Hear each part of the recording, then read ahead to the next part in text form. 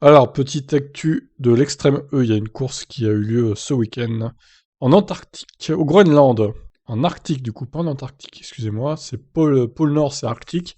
Antarctique, c'est pôle Sud, du coup. Alors, voyons qui a gagné, les résultats, etc.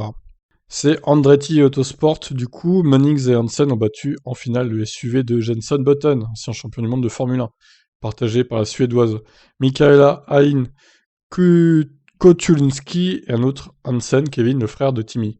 D'accord, il y a toute la famille Hansen dans ce championnat en fait. Le podium a été complété par le double champion du monde des rallyes. Le vénérable est toujours très rapide, Carlos Sainz s'associe à sa compatriote, Laia Sanz.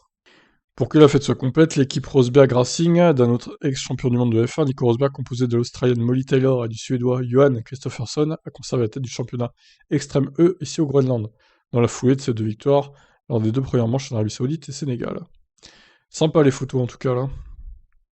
C'est une victoire acquise de haute lutte après un combat titanesque contre les Suédois du Team Rosberg, lors de la première finale à 5 jamais organisée en Extrême E, et en clôture de la première course du sport auto jamais organisée au Groenland, dans un site aussi extraordinaire que les deux précédents X-Prix, cette année, en Arabie Saoudite et au Lac Rose.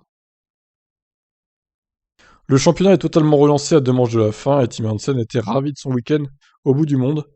C'est un sentiment fantastique à la fin d'une super journée de bien travailler, et Cathy a fait un boulot formidable. La bagarre était très intense avec le Rosberg X Racing.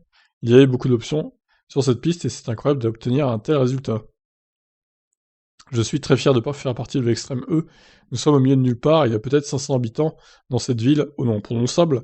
Tout le monde a fait le maximum et c'était un super événement. Nous avons tous gagné aujourd'hui, a ajouté le Suédois.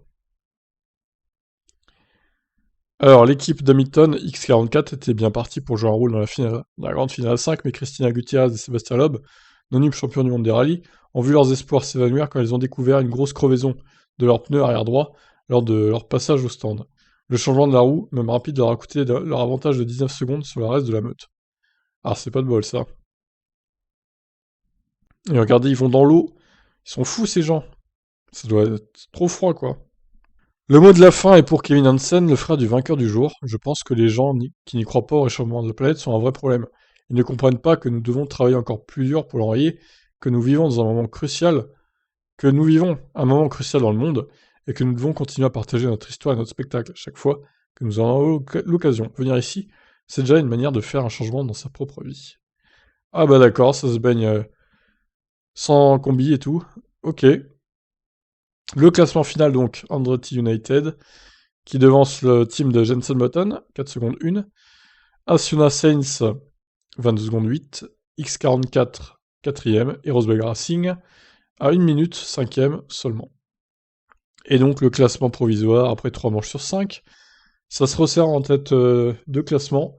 Rosberg toujours en tête devant le team d'Hamilton, 84. Andretti United, 73. JBXE, donc Johnson Button, 68 points. L'équipe de Carlos Sainz, 61. Apt Cupra, 54. Et Veloce Racing, 49. Alors d'ailleurs, je remarque qu'ils sont que 5, ils sont plus que 5 en fait maintenant. Ou alors, ils étaient plus au départ, mais il y a que 5 en finale. Je comprends pas trop, j'avoue, comment marche ce championnat, c'est pas clair. Donc ouais, je suis pas trop en fait, donc voilà, c'était juste pour vous parler des résultats en tout cas. On verra bien qui gagne hein, ce championnat, ma foi, il reste 2 courses. Prochaine manche donc, c'est marqué en tout en bas il me semble. En Sardaigne, le 23 et les 23 et 24 octobre. Donc dans un mois et demi en gros. Un peu plus. Bon ben voilà, pour ce championnat extrême E. Je vous laisse réagir, ciao.